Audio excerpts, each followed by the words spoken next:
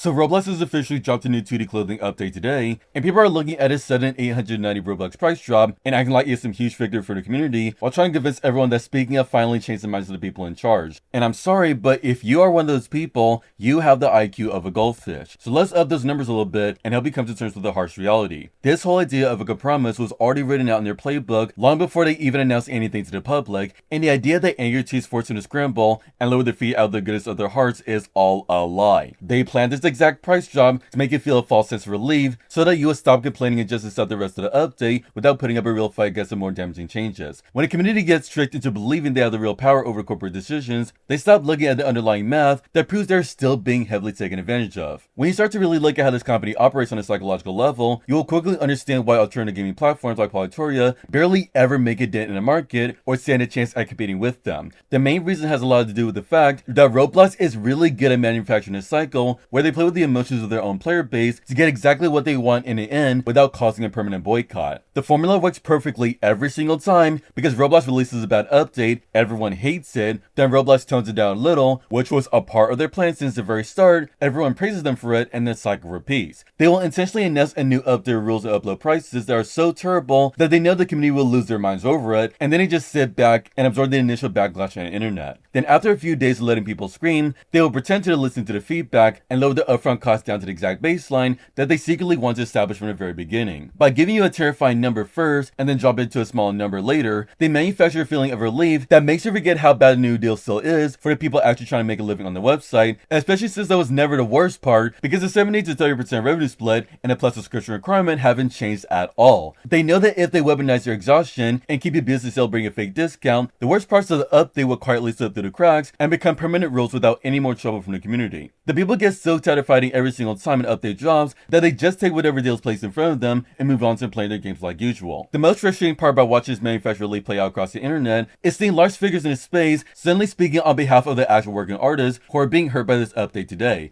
You have all these popular influencers who are not financially devastated by these marketplace changes, getting on their platforms and telling everybody else that we need to just calm down and reach a point of acceptance. They're going out of their way to tell people to simply be thankful that the upload cost is less than the initial proposal and that we should just be happy that the company listened to us all. It's very easy to preach about acceptance and being thankful when your own livelihood is not on the line and you do not rely on selling cheap shirts to pay your bills or fund your projects on the platform. When you look away from those big influencers and look at the real reactions of the actual designers making the clothes, you will see a totally different reality where people are still talking about how unfair this entire situation is for the future. The independent artists are pointing out that keeping only 30% of the revenue they generate is entirely unprofitable when a huge chunk of their clothing gets zero sales in the marketplace to begin with. They're the ones doing all the hard work to draw the outfits around the grooves while watching most of their earnings get taken away, so having someone who does not even make clothes tell them to calm down is very disrespectful to their effort. These 2D clothing designers are literally begging the rest of the community to stop glorifying the platform for this fake fix because there's nothing to be thankful for when a creator only gets 30% of profit while doing the actual labor. When you look at the numbers behind this update, you start to see how calculated this entire setup really is because this is what you all should know as a door in the face technique, where they built this system knowing exactly how much it would bleed the creators dry, and they did it on purpose to squeeze every last drop of profit out of the economy while you were distracted by the upload fee being changed. The people running the business know that setting initial cost of something terrifying gives them a perfect cover to lower it later and act like they're doing you a favor while keeping this revenue split exactly the same. You have to remember that this is a company worth billions of dollars and they had zero action needs to pull this much money from the working class of the game just to keep the website running, and yet they replace the old standard Roblox system anyway because they want to engineer a brand new baseline where they win no matter what you decide to do.